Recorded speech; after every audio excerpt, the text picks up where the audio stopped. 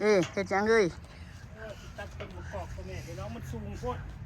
มาเอาเด้อได้แก่ได้ดิลาเอ้ยตัดลงมาขึ้นอีกปะเท้าขึ้นอีกเอาก็แบบมันสูงได้พอจะตัดไหลบ่มันก็หับบ่ได้ล่ะโอ้ยหักสะต้นกระเทียนขอแล้วเนาะวันนี้นะพี่น้องบ่อยากบ่มาเอาแม่ตัดถิ่มลงได้นี่เพราะมันสูงผลมันบังหลอกไฟตัดลงอีกพักอันนี้เป็นพักประกอบได้พี่น้องกินเอาดึงมาทั้งเจ้าได้ตุมันไปถือต้นกระเทียมเขาได้เลย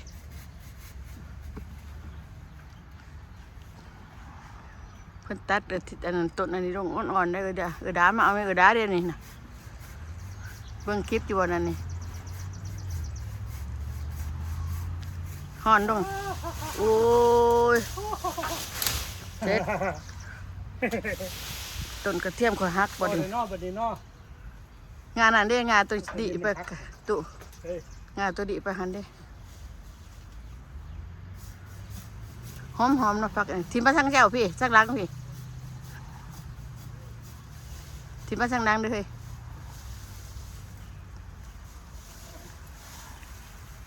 งานนั่นก็พอลงแล้วมันชิ้นยาวสูงปดพี่หนาจะตัดอีกได้ปลาใจนี่ไม่ไงเคยกินบ่เบิดอยู่แล้วขึ้นไปอีกก็ได้ปลาเท้าขึ้นไปอีกว่าโอเคให้เพิ่นตัดอันโยไข่มันสูงมันบางเอาเสาไฟหลอกไฟตัดมันเป็นปุ่มเนาะ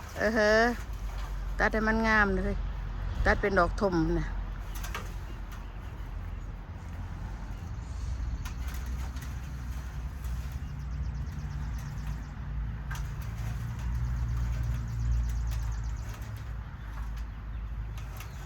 ตัดกระเด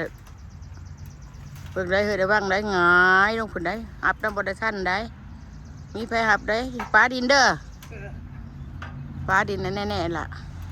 เจ็บแน่ๆนั่นงานนั่นเอาลูกต่ำๆนะจังหน่อยลูกต่ำสูงได้กะเอากินบ่ได้ก็ตัดลงนะผู้ใดมากก็เก็บเอาแต่ได้ดูตั้งแต่บุญไฟจะขึ้นเนาะชูกับขั้นใดนี่แหละไกลเกินไปถิ่มมาทางเจ้าพี่ส่วนทางล่างพี่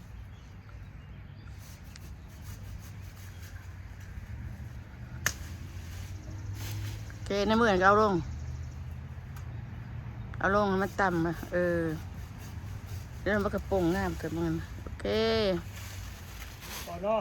พอละโอ้มันจะยอดงามเลยทั้งคืนโอ้ย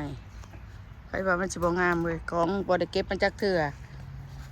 ในพี่น้องน่ะพอดีกินได้พี่น้องเก็บไปให้ดุ้งให้ป้ากินนี่หยอดใหญ่ๆเนาะหนอนใหญ่ดีเก็บไหมเอาเสียเด็ดให้หมูให้ป้าให้ลุงก่อนให้หมูให้ป้าให้ดุ้งว่าให้หมูซะหมูจึงได้ป้าดุ้งมันถึงขึ้นมากอกได้พ่อแม่พี่น้องมันก็แซ่บอยู่กินกับก้อยปลามันกับ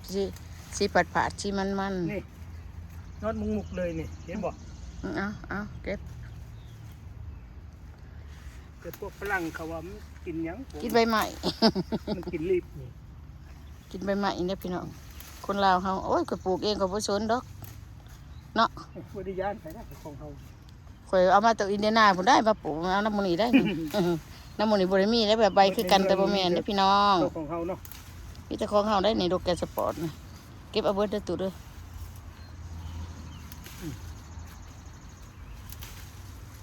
จะว่าพอนี่กินใบตองเลยกินใบตองกระยาขนาดมากกินของธรรมชาติของตัวของเองปรุงใบก่อนปากไว้ก่อนที่ยายไปใส่น้อยตูนเจ็บอีสังดีเนาะนี่กินนี่พ่อแม่พี่น้องก้อยซีนก้อยปลาโอ้ยคักปลาอย่างกับก้อยปลาปนปลาเรียกว่า ห่อเมียงห่อค่ำกระแสบได้พี่น้องหอม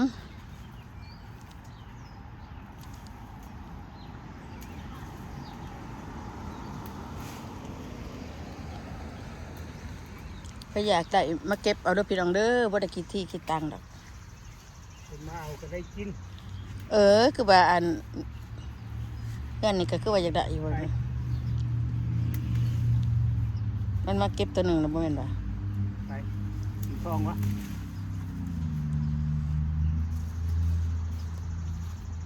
ใจเขาเบิ่งเจ้านะพอได้มาชมเกาะหอมาฟังเล่นมาชมเกาะว่า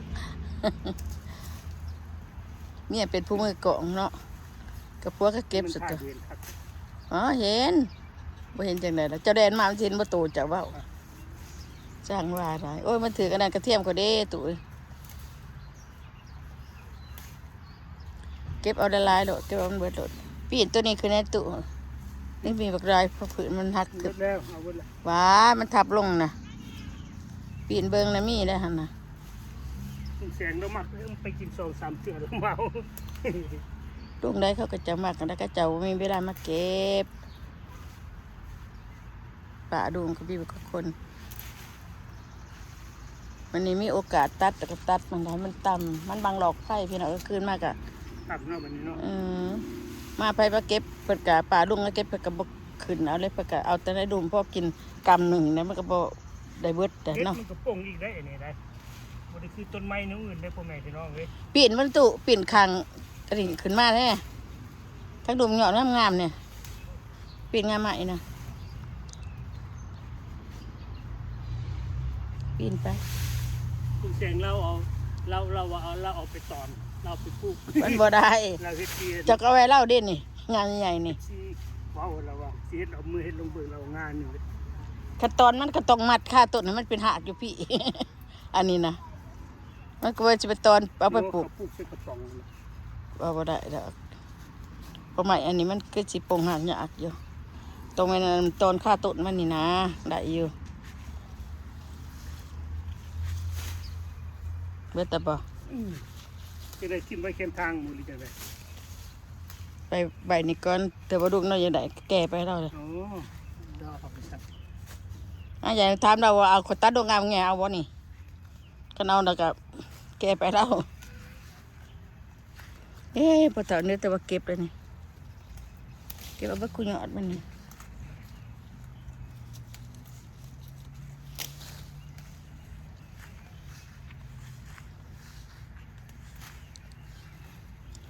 ยอดงามยอดพอดีกิน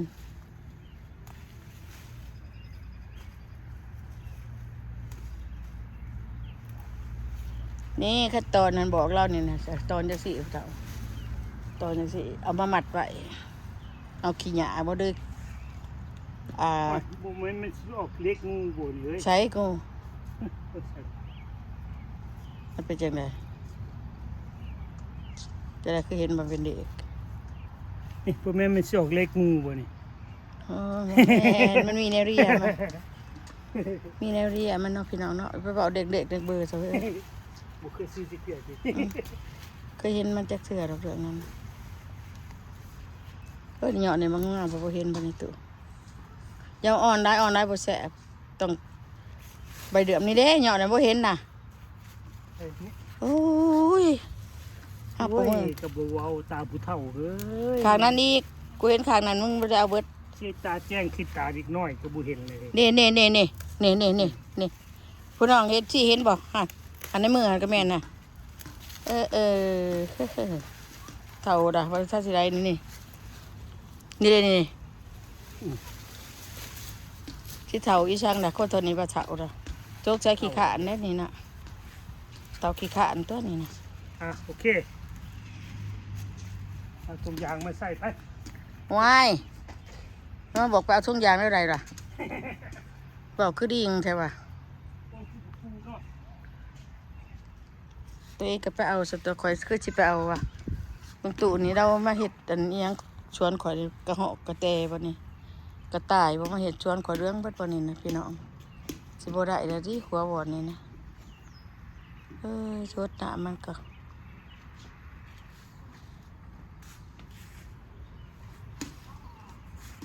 ปักดังอ่างเนี่ยโอ้หลายๆเลยพี่น้องเนี่ยว่ากองบักใหญ่เนี่ยเอาแบ่งเวิ้งเป็นถุงเป็นถุงเป็นถุงใครอยากได้พี่น้องเป็นถุงเป็นถุงบ่คำบ่คายให้พี่น้องกินของแสบน้ำกันมันปีหนึ่งมีเท่านึงเด้อพี่น้องอันนี้ กินปีหนึ่งมีเท่าหนึ่งกินเท่าหนึ่ง ปีหนึ่งได้กินเท่านึงแต่ว่ากันมาเอาเก็บไปเลยมันก็จะปรุงเรื่อยๆอยู่แต่ว่าบ่มาเก็บแต่บ่มาปรุงนะต้องเก็บคันบ่เก็บก็คือบ่ปรุงเลยพี่น้องเรื่องนี้นะพักอันนี้มันมาใครเก็บเอาเฮ้ยโอเคอยู่ดีมีแห้งพี่น้อง โอเคเด้อพ่อแม่พี่น้องลูกหลาน ยกเรื่อง ติดตาม FC ทุกตัวหน้านะอยู่ดีแม่งกันเนาะ เก็บพักตัดพักเอา โอเคบ๊ายบาย บายพี่น้อง